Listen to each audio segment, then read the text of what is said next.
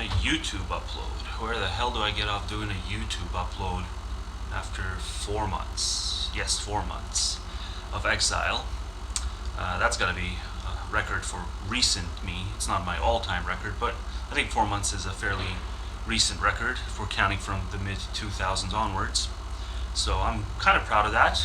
Text-only Puritanism. I've really been giving it a go, because I think it's fair to say that if you want to do the next level debate, the fine-tuning of debate, precision, attentiveness, you have to do it in text only. Everything else is more or less performative, kind of like this so far. Very off-putting. So that's what I've been doing, more or less, the last 4 months. 2 very lengthy blog posts, 2 of a 3-parter. That 3rd-parter I'm still fine-tuning. I'll plug the 2 that I've done so far. Highly advise everyone to read them. Essentially, what most people gripe about, like there's no good political party. Political party affiliation is just selecting lesser of evils. That's essentially what I write about, but in the context of not just political parties, political theories. Every last political philosophy that I am familiar with, it's just a matter of pick your poison. And people don't like hearing that. They're very quick to talk about how skeptical they are as it relates to the parties, but then when they're selecting their theories, then they're still making it out as if it's a matter of good versus evil. It's something close to good versus evil. That's like for that to be the case, number one, you'd have to buy into political structuralism. You'd have to buy into the idea that policy A is in some way connected to policy B, and that the opposition to policy C and policy D, that there's a relational goodness between A and B and a relational badness between C and D, such that we can talk about this in terms of narratives, in terms of a holism, and indeed in terms of a idealistic structuralism. And I'm saying all of that is horseshit, and you should all be political pragmatists. And I give out my little, what percent of policies should be subject to majoritarian rule, what percentage should be absolute and non-majoritarian. I give out my little synopsis via graphics, and you can all enjoy that if you care to. If not, stick around to this. Well, stick around for this anyway, because you can do both. Why not do both? A few days ago, I saw a really dumb article, and it was tweeted out by Douglas Murray, and even dumber than the article was the graphic that he selected. And it was about assisted dying, and not only was it slanted, but the graphic just stuck in my head, and all the tweets below it, praising it left and right. Got me motivated to actually do a video on assisted dying, but not the ethics. Well, there will be an ethical part, but that's chapter 3 of this comprehensive paper that I wrote. Initially, I read chapter 2, and that is just about the legal realities of assisted dying in the recent and not so recent history in Canada. And it's nowhere near, of course the alarmists will always make it seem as though this is making any sort of slight tweaks. We're just begging for all sorts of misuse and abuse. And to even tolerate a fraction of that makes you a monster. But of course what they fail to realize is the law as it currently is, well, what are we tolerating? We're tolerating boatloads of far more harms stemming from the abuse, either because the law itself is unjustified or because it is ambiguous in such ways so as to allow for people who, in the ideal case, right, where even they would not agree that that subset of people who are terminally ill, who want the voluntary euthanasia, they don't even get the euthanasia, right? The prime candidates don't even get it. A huge subset of them don't even get it with the law as it currently is. So the objections to that usually go along the ways of, well, you start modifying the policies, you open the door for abuse where some people who aren't fully qualifying of that ideal candidacy for the people who do deserve it, maybe you'll get something in the way of those losses. And that's supposed to be scandalous, but of course, with the status quo, they don't give 2 flying shits about the fact that a huge chunk of the people who should be getting it right now aren't getting it. The moment you move away from the status quo is where you talk about the abuse, but the current abuses, well, they'll tolerate that. Slanted commentary, emboldened by dipshits like Douglas Murray. So, I read out a chapter of just the current legal realities. So stick around for that. I guess the other thing I need to plug here is, since they shut down Google Plus, I've migrated to the YouTube community tab to do my little bite-sized posting. So I'll plug that as well. That's the first thing I'll plug, actually, because I update that pretty much daily. And I'll try to add the Google Plus archives to that, because I did download my entire Google Plus history, which is actually going back to 2013. I didn't realize that I had done 5.5 years worth of posting on Google Plus. So that's interesting to revisit. And the moment I track down the archives that I did download, I'll add that to my YouTube community timeline.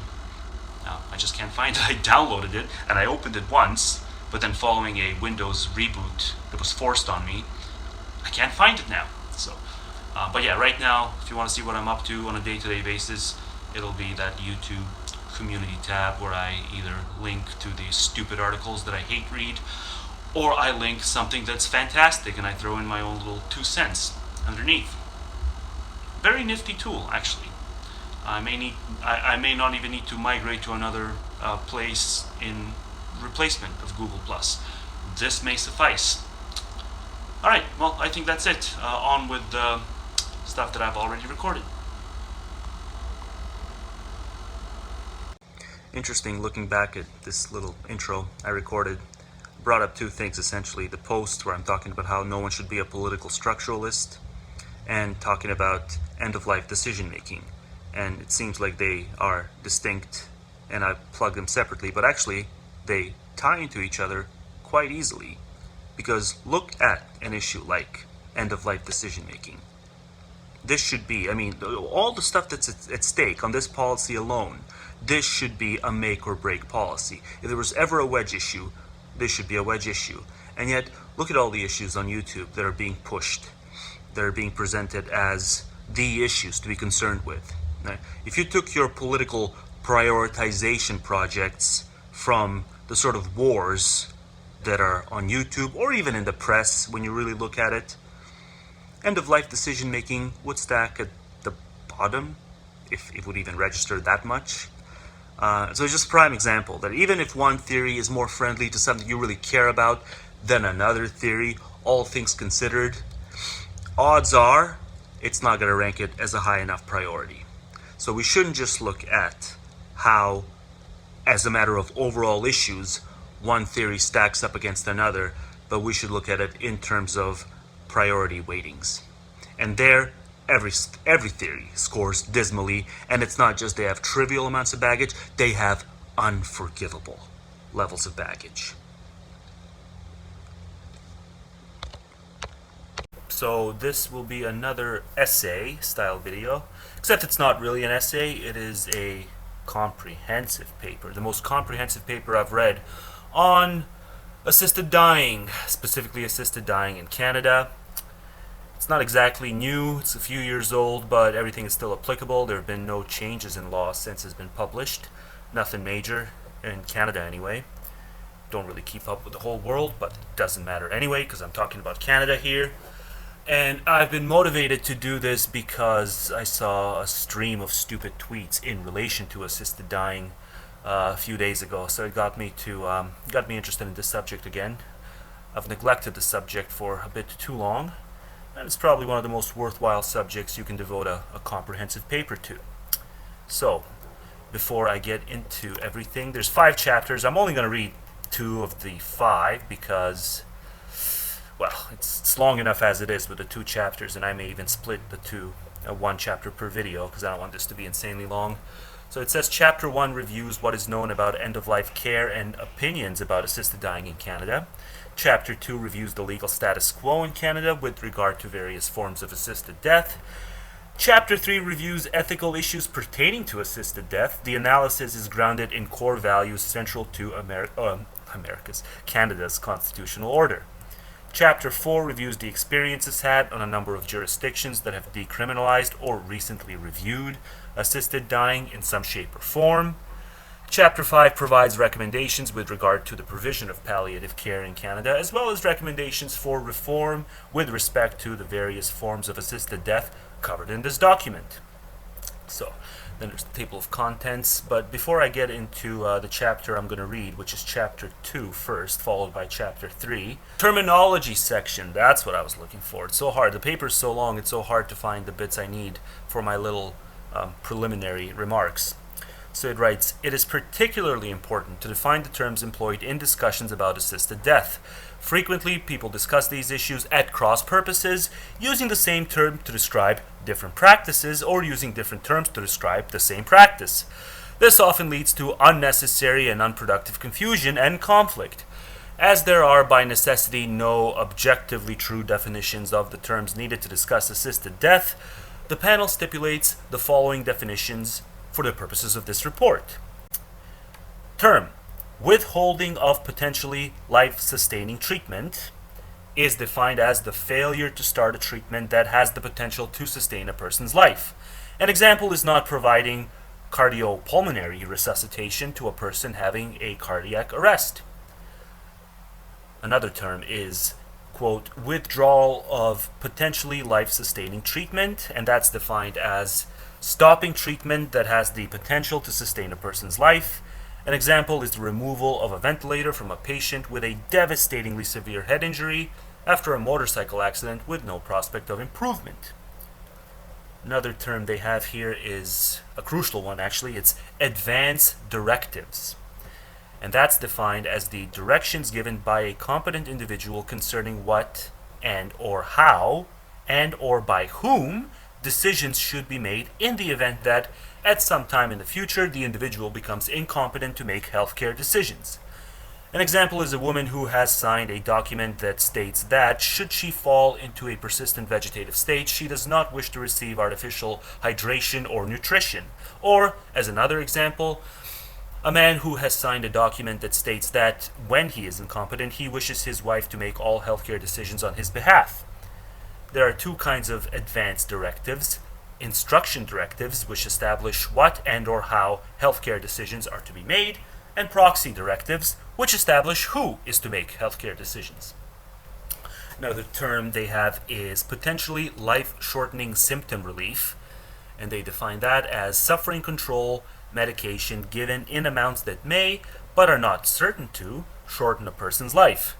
An example is giving ever-increasing levels of morphine necessary to control an individual's suffering from terminal cancer when the morphine is known to potentially depress respiration even to the point of causing death, but is not known precisely how much is too much as the levels are slowly increased. Another term is palliative sedation, and that's an umbrella term used to explain intermittent and continuous, as well as superficial and deep sedation. The most contested subtype of palliative sedation is known as terminal sedation. Terminal sedation is potentially life-shortening, deep, and contentious sedation intentionally combined with the cessation of nutrition and hydration. Assisted suicide, as if they need to define it, but they have. Assisted suicide is the act of intentionally killing oneself with the assistance of another. An example is a woman with advanced ALS who gets a prescription from her physician for barbiturates and uses the drugs to kill herself. Voluntary euthanasia is defined as an act undertaken by one person to kill another person whose life is no longer worth living to them in accordance with the wishes of that person. An example is a man bedridden with many of the consequences of a massive stroke whose physician, at his request, gives him a lethal injection of barbiturates and muscle relaxants.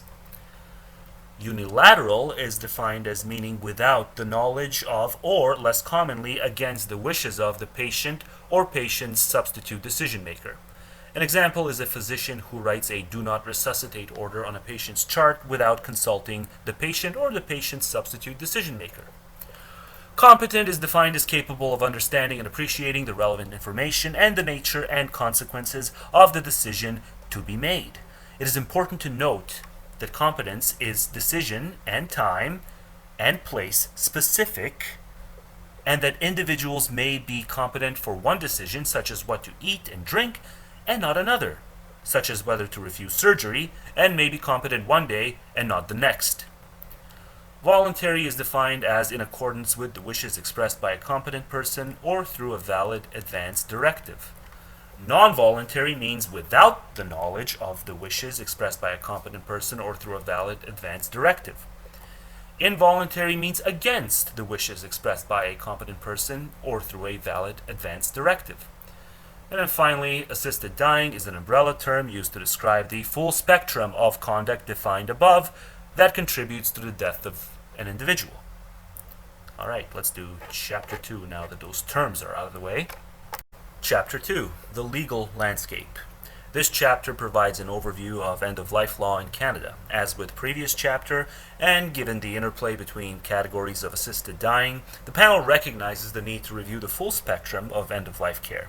In this paper, the panel describes the legal status of the withholding and withdrawal of potentially life-sustaining treatment, advance directives, the provision of potentially life-shortening symptom relief, terminal sedation, assisted suicide, and voluntary euthanasia. The focus here is not on whether the law is defensible, that will come later, but rather on what the law is with all its inherent clarity, confusion, and controversy. Section 2, withholding and withdrawal of potentially life-sustaining treatment. So they do a relatively clear and uncontroversial example, and that example goes as follows. A 78-year-old man is admitted to hospital after a fall at home. Following x-rays to identify the nature of the injuries caused by the fall, his physicians diagnosed advanced lung cancer. They discussed the various treatment options with him, including chemotherapy followed by radiation therapy, surgery to remove some of the tumors and relieve pressure, and doing nothing apart from managing pain and any other discomfort that might arise. He understands that the chemotherapy has a 70% chance of extending his life expectancy by 2 years beyond that which would be expected without any treatment. He refuses treatment, in particular citing the physical burden of chemotherapy, and indicates that he wants to go home. Is it legal for the physicians to respect this refusal, knowing the treatment could extend his life? At first glance, it might appear that refusals of treatment are not permissible under Canadian law. Section 215 of the Criminal Code of Canada establishes a duty to provide the necessities of life. These have been found to include medical treatment. Section 215.2 establishes that it is an offense to fail to meet the duty to provide necessities of life, quote, without lawful excuse, if such failure, quote, endangers the life of the person to whom the duty is owed or causes or is likely to cause the health of that person to be injured permanently. Section 219 establishes that, quote, 1. Everyone is criminally negligent who A. in doing nothing or B. in omitting to do anything that it is his duty to do, shows wanton or reckless disregard for the lives or safety of other persons, end quote.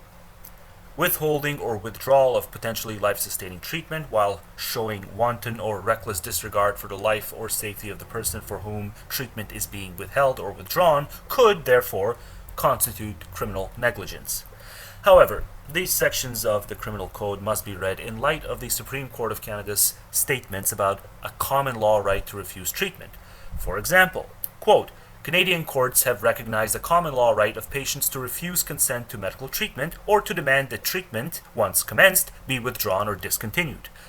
This right has been specifically recognized to exist even if the withdrawal from or refusal of treatment may result in death.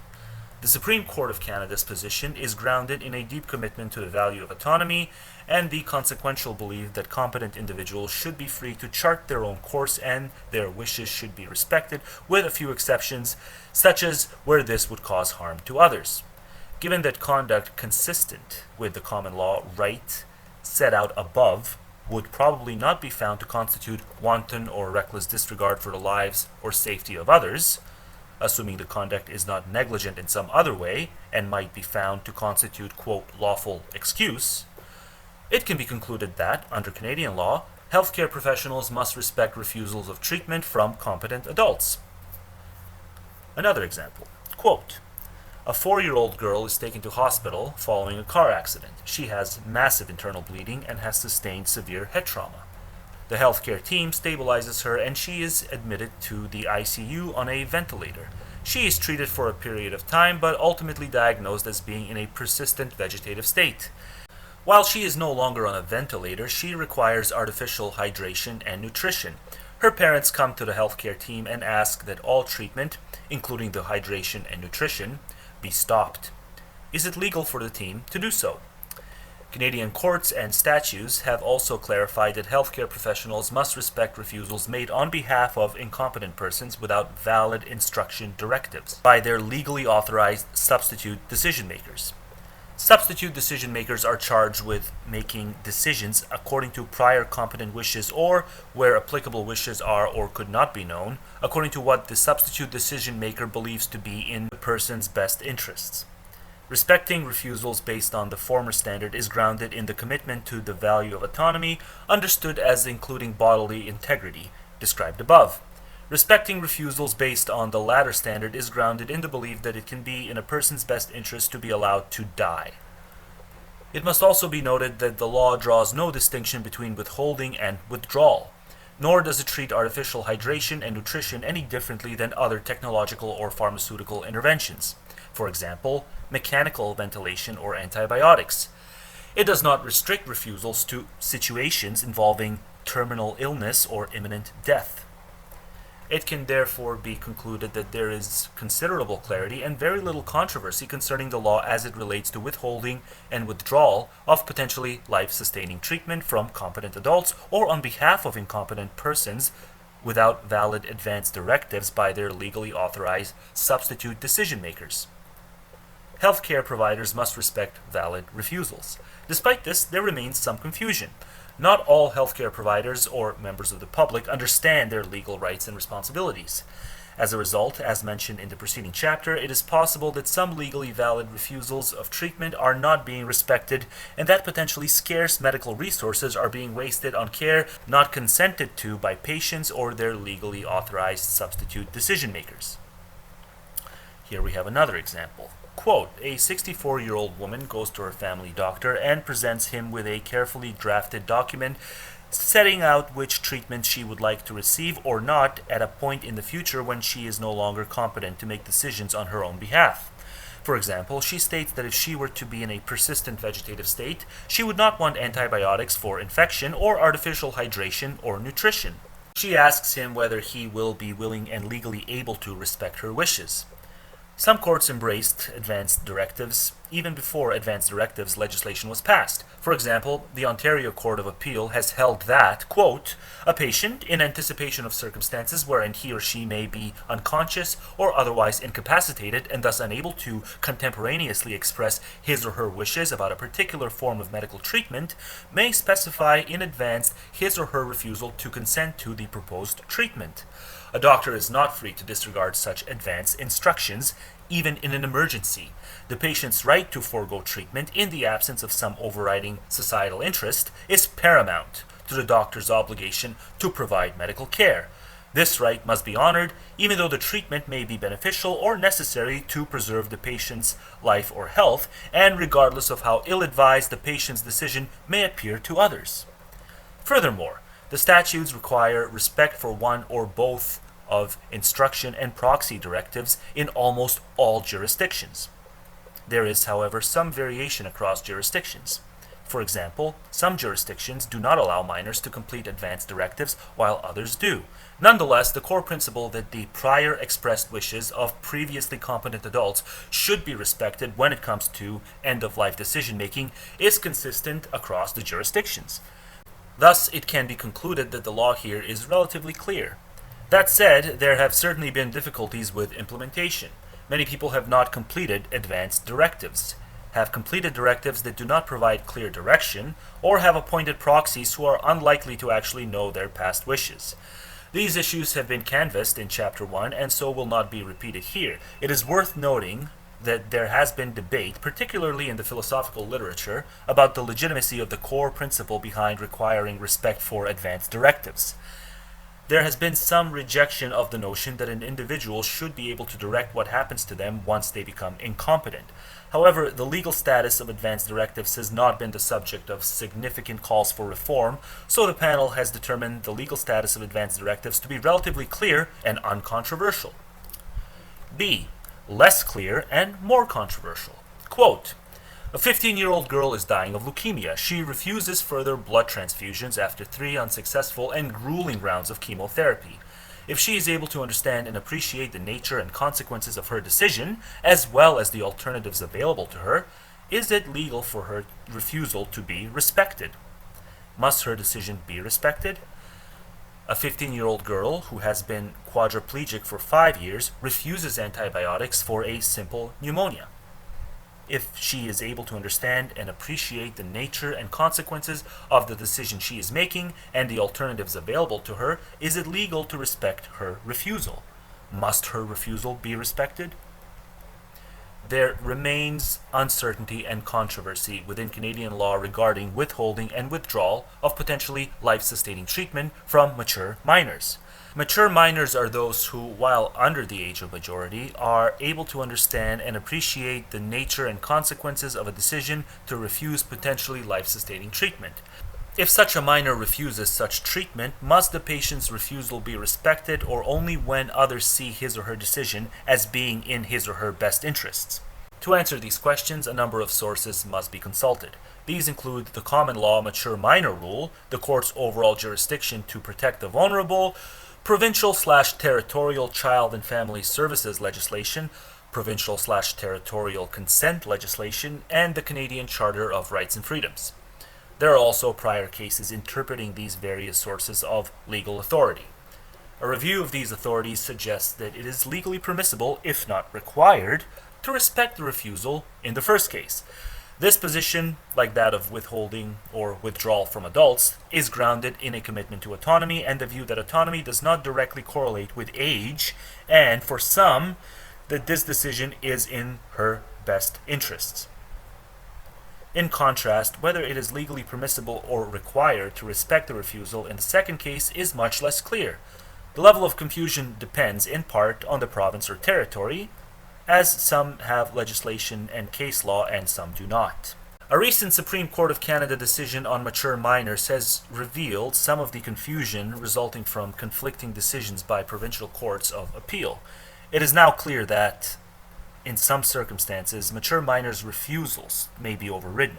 For example, the court may override if it determines the medical decisions being made by the minor are not in the minor's best interest, with the level of maturity taken into account in the court's assessment of the minor's best interests. While this gives some clarity, there remains unfortunately considerable confusion. This is both because the decision is itself somewhat unclear, and because the issue continues to be complicated by the various interlocking sources of legal authority listed above. Controversy also remains as debates continue about whether the consent of mature minors should be considered both necessary and sufficient, or as not sufficient for treatment decisions. Some believe that if the minor understands and appreciates the nature and consequences of the decision to be made, here a refusal of potentially life-sustaining treatment, then it is irrelevant how others view his or her decision. Others believe that if the minor understands the nature and consequences of the refusal should only be respected if it can be seen by others, such as her parents, the healthcare system, or the court, to be in her best interests. C. Very unclear and very controversial. Quote, a 65-year-old man is in hospital in a persistent vegetative state. His family believes that he would have wanted, and it would be in his best interest, for him to be resuscitated should he have a cardiac arrest. The healthcare team says to attempt resuscitation would be futile and refuses to do it. The team is going to put a do not resuscitate order on the chart. Is it legally permissible for the team to do this? There is a great deal of confusion and controversy regarding the legality of unilateral withholding and withdrawal of potentially life-sustaining treatment. The issue here is whether healthcare professionals have legal authority to withhold or withdraw treatment against the wishes or without the knowledge of the patient or the patient's substitute decision maker. In a few cases, courts have found that a physician did have the authority to unilaterally withhold or withdraw treatment. More commonly, however, the courts have found that the issue of unilateral withholding and withdrawal is unsettled in law. In policy statements and academic literature, there are statements to the effect that healthcare providers do have legal authority to unilaterally withhold or withdraw treatment, but there are also statements that say the law is unclear. There is extraordinary conflict over what the law on this matter should be. Many papers have been published in the ethics and medical literature. Many columns of ink have been spilled in the popular press. It has been argued in the literature that if the healthcare team believes requests for specific treatments by substitute decision makers are not in the best interest of the patient, the decision to withhold or withdraw treatment should rest with the healthcare providers.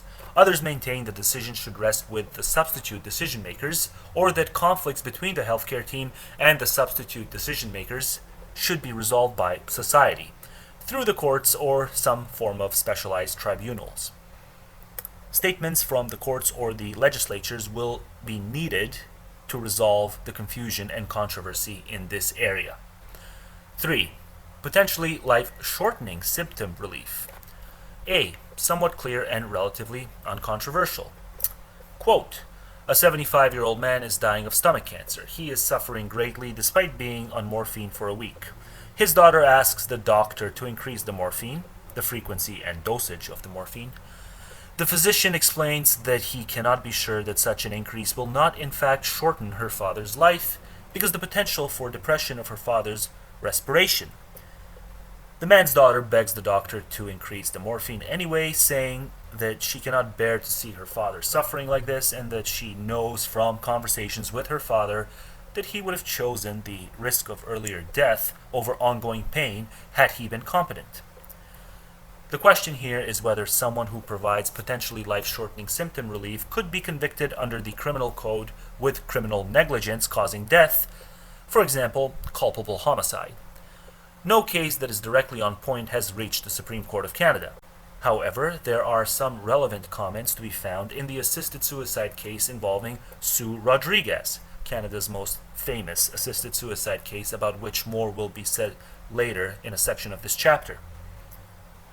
For the majority in Rodriguez, the late Justice Sopinka wrote, quote, the administration of drugs designed for pain control in dosages which the physician knows will hasten death constitutes active contribution to death by any standard. However, the distinction drawn here is one based upon intention.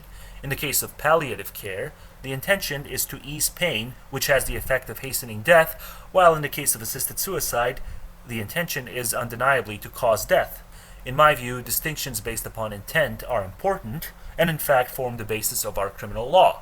While factually the distinction may at times be difficult to draw, legally it is clear. It can be argued on the basis of this judgment that the provision of potentially life-shortening symptom relief is legal if the intention is to ease pain. Despite this, much remains uncertain. How much medication is too much? Are there limits on who can be given such treatment? Must the person be terminally ill? Must suffering be physical or can it be psychological? Are there limits on when such treatment can be given? Must someone be immediately dying? Many questions such as these remain unanswered by the law. Some uncertainty is addressed through guidelines, specifically, for example, the Ontario Chief Coroner's Guidelines and the British Columbia Crown Council Guidelines for the exercise of prosecutorial discretion. However, these are little known, have limited scope, and are still quite vague. Many healthcare providers and members of the public are confused, and as a result, patients may not be receiving appropriate and adequate symptom relief. 4. Terminal sedation. A. Very unclear and potentially very controversial. A 55-year-old woman with pancreatic cancer is admitted to hospital with pain that has become unmanageable at home. Her healthcare providers attempt to control her pain through intensive analgesia. Probably mispronounced that. However, this is ineffective. Her family approaches the woman's physician and say that they have read about deep and contentious sedation in their newspaper and would like that for her. They say they realize it will reduce her consciousness, perhaps render her completely unconscious, but they are confident that this is what she would want were she competent. They also realize that this would mean she could only receive food and water artificially, but they refuse artificial hydration and nutrition on her behalf. They realize this will shorten her life. With artificial hydration and nutrition, she is expected to live approximately 3 more months. Is it legal for the physician to provide the sedation and withhold the hydration and nutrition? The legal status of each of the 2 elements of terminal sedation can be assessed independently, but the legal status of terminal sedation can only be determined by combining them. The first element is deep and continuous sedation. This is considered legally acceptable care for some patients. An example is a patient with terminal bone cancer who is suffering intractable pain that cannot be relieved through any other means. However, the limits on acceptability are not clear. Does it matter whether the suffering is psychological rather than physical? Does it matter if it is in response to physical versus mental illness? The courts have not addressed either of these questions, nor are they addressed explicitly by legislation. While the general framework for addressing consent to treatment would be applied by the courts, it is not clear what conclusions would be drawn. The second element under consideration here is withholding or withdrawing artificial nutrition and hydration. As noted earlier, this is legally permissible no matter the reason, as long as a competent patient makes a free and informed refusal. When the two elements of terminal sedation are paired, the legality becomes both unclear and controversial.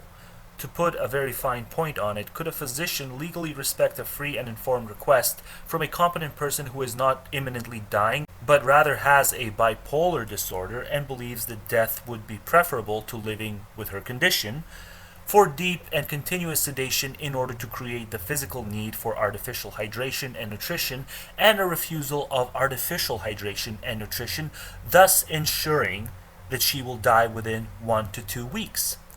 Would this be treated as just another refusal of treatment case accepted in law, or would it be considered a slow form of assisted suicide not accepted in law? The answers to these questions are not clear and would surely be controversial. 5. Assisted suicide. Very clear and very controversial. Quote, a 44-year-old man has advanced multiple sclerosis. He is still living at home with supportive care. He is concerned his quality of life will decline to the point at which he will be entirely dependent on others to care for him, and he will no longer be able to do any of the things that bring him pleasure in life. He asks his physician to write him a prescription for a barbiturate and to give him instructions on how to use the drugs prescribed to kill himself at the time in the near future when he wants to die. Is it legal for his physician to provide the prescription? The law on assisted suicide is clear. Under Section 241B of the Criminal Code, it is illegal to aid or abet a person to commit suicide, although suicide itself is legal. The constitutionality of the Criminal Code prohibition on assisted suicide has been tested, and in Rodriguez in 1993, the Supreme Court of Canada ruled that it did not violate the Charter. There have been 3 convictions for assisted suicide, after which the defendants were sent to jail. There have been at least 17 other cases that are known to have come to the attention of the authorities in which a charge was either not laid, stayed, or dropped, or the defendants were found not guilty, or, where convicted, were given suspended or conditional sentences or probation. In one of those cases, a man took his wife to Switzerland for an assisted suicide with the help of Dignitas. The police investigated the case but ultimately decided not to lay any charges. This is consistent with the principle that, barring an explicit exception in the law, you cannot be tried for things that you do in another country when they are legal in that country, even if they are illegal in Canada. It is not known how many other cases of assisted suicide have come to the attention of the authorities, but not the public, or have simply happened without the knowledge of the police. While the law is clear on assisted suicide, there is certainly a great deal of controversy about it. As detailed in Chapter 1, some believe that the law is appropriate and no law reform is required. Others believe that assisted suicide should be permitted in some circumstances, and accordingly the criminal code should be revised to allow assisted suicide under a regulated regime. There have been a number of attempts to change the criminal code through bills introduced in federal parliament. One such bill was considered as early as May 2010, but none have been successful. As mentioned earlier, in April 2011, 3 cases were launched in British Columbia challenging the constitutional validity of the provisions of the criminal code that prohibits assisted suicide. It remains to be seen whether any of them, or all of them, will be successful. 6. Voluntary euthanasia. A. Very clear and very controversial. A woman is suffering from advanced amyotrophic lateral sclerosis, ALS, also known as Lou Gehrig's disease. She is paralyzed from the neck down and can no longer swallow or breathe on her own. She has decided that, given her condition, her life is no longer worth living, and she would rather die than continue in this irreversible state of irredeemable suffering. using a method of communication by eye blinking developed by her occupational therapist. She asks her physician to give her a lethal injection. Is it legal for him to do so? Voluntary euthanasia, like assisted suicide, is quite clearly illegal in Canada. It is prohibited by Section 229 of the Criminal Code. Motive is irrelevant, and consent, either from the individual or a substitute decision maker, does not provide a defense. It is unlikely that an attempt to argue the defense of necessity would succeed. First-degree murder carries with it a mandatory minimum life sentence with no possibility of parole for 25 years. Second-degree murder carries with it a mandatory minimum life sentence with no possibility of parole for 10 years. Someone who commits voluntary euthanasia could be convicted of first or second-degree murder. Clearly, this is a serious prohibition. That said, there have been at least 18 cases in which charges were laid against individuals. One individual fled the country, one was not taken past the preliminary hearing, 3 were acquitted, 7 were convicted with suspended sentences, plea bargains for murder to administration of a noxious substance or manslaughter, 4 were convicted on the lesser charges of manslaughter or administration of a noxious substance, 1 with 2 years probation, 1 with 3 years probation, 1 with 2 years in jail, and 1 with 5 years in jail. And 2 were convicted of murder, both with life sentences. As with assisted suicide, while the law is clear on voluntary euthanasia, it is also the subject of great controversy. As detailed in Chapter 1, some believe that the law is appropriate and no law reform is required. Others believe that voluntary euthanasia should remain illegal, but a third degree of murder, without the mandatory minimum life sentence, or a statutory defense to a charge of murder in cases of euthanasia should be introduced. Others still believe that voluntary euthanasia should be permitted in some circumstances and that the criminal code should be revised so that voluntary euthanasia could, under a regulated regime, take place. Again, there have been a number of attempts to change the Criminal Code of Canada through bills introduced in the federal parliament, but none have been successful. Of the 3 court challenges mentioned above in the discussion of assisted suicide also explicitly challenges the constitutional validity of the provisions of the criminal code that prohibit euthanasia. Again, time will tell whether the provisions can withstand judicial scrutiny. 7.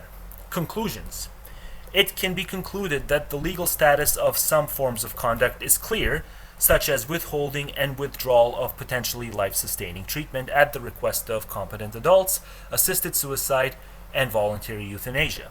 Some are unclear, such as unilateral withholding and withdrawal, and terminal sedation. Some are very hotly contested, such as unilateral withholding and withdrawal, assisted suicide, and voluntary euthanasia. The panel now turns to consideration of the ethics of the controversial forms of conduct. In the next chapter, the panel shifts the report's attention from exploring what the legal status is to an ethical analysis of what kind of normative grounding public policy should have and where that grounding takes us with respect to what the law should be. So I will do that in a separate video, if I do it at all. But I think it is safe to say that the current state of the law is scandalously vague when it comes to a bunch of corner cases that shouldn't be vague. There is much room for concrete filling in of the blanks, and we need to get a move on it. But seeing as how the paper was written pre-2016, I do see fit to include this timeline that's got the latest bombshell. It's the one thing that the paper is actually outmoded on. Everything else, all those ambiguities are still in effect, except the big landmark decision of 2016 that you can see in the bottom right corner. Everything else is pretty applicable to our current situation in Canada. So I guess up next will be the ethical arguments, which I'll say for the next video. I mean, it's just so disingenuous, this argument from the sanctity of life.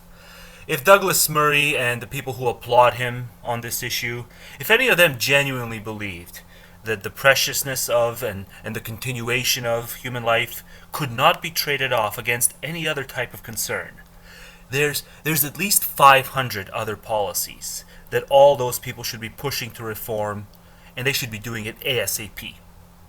Traffic laws, for one. Always like that example. It's undeniable. We have evidence mountains of evidence that fatalities on the road increase when speed limits are relaxed, and that they plummet when the limits are made more strict, country by country.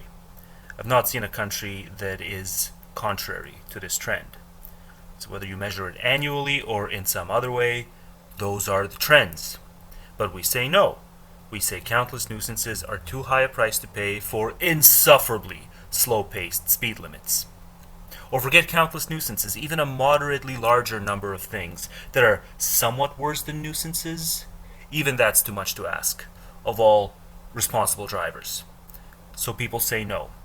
We'll take the statistical inevitabilities consisting in more fatalities on the road annually, just as long as, in accepting that, we get to avoid a far higher number of, let's say, non-sanctity-based bad things happening as a result. Because just about everyone knows, deep down, that human life ain't sacred. Nothing is sacred. There is nothing you can sensibly immunize against trade-offs. Even Kantianism it's just selective application, Kantianism. So, more on that in the next video.